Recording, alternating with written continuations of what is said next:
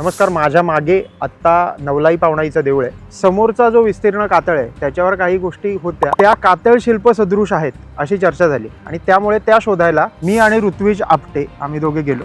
पण ऋत्विज आपटेने काही मला मुद्दाम फिरताना दाखवल्या गोष्टी आणि त्या काय आहेत आणि त्या काय काय होत्या हे तोच सांगेल. इथे आपल्याला कातळ शिल्प दिसतात, त्यामध्ये आपल्याला बऱ्यापैकी पावलांचे ठसे दिसतात.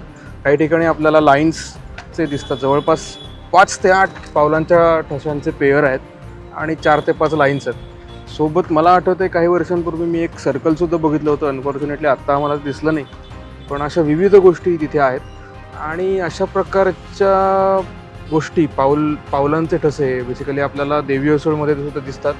आपलं खेडशीचं मंदिर आहे तिकडे सुद्धा असे ठसे दिसतात. अजून सुद्धा रत्नागिरी शहराच्या जवळपास असे 2-3 ठिकाणी आहेत. असा आमचा प्रयत्न आहे की परत तिथे जाऊन आम्ही काहीतरी करू. आणि एक इंटरेस्टिंग गोष्ट स्वतः संशोधन केंद्रातल्या लोकांनी सांगितली, ती म्हणजे जिथे आत्ता आत नवलाई पावणाईची देवी वसलेली आहे तिथे खाली कातळ शिल्प आहे आणि ते पण पावलांचे ठसे आहेत.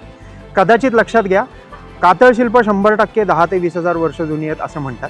पण त्याच्यानंतर ज्यांनी इथे मंदिर स्थापन केलं त्यांना त्या पावलांचं महत्त्व माहीत होतं, त्या पावलांच्या गोष्टी माहीत होत्या आणि त्या पावलांची धार्मिकता खूप होती आणि त्यामुळे त्यांनी इथे ते स्थापन केलं आहे असं आपण म्हणू शकतो. अजून बऱ्याच गोष्टी अनुत्तरित आहेत, अजून बऱ्याच गोष्टी संशोधन करण्यासारख्या आहेत. कोकणात असे चमत्कार खूप जास्त दिसतात. लक्षात घ्या, आत्ता पूर्ण समोरचा कातळ हा विस्तीर्ण असला तरी काही ना काहीतरी त्याच्यावर माती आहे कशामुळे तरी गाडलं गेलेलं आहे. तुम्हाला असं काहीतरी तिथे सापडलं आणि ते कातळ शिल्प सदृश आहे असं वाटलं तर आम्हाला कमेंट सेक्शनमध्ये नक्की सांगा. धन्यवाद.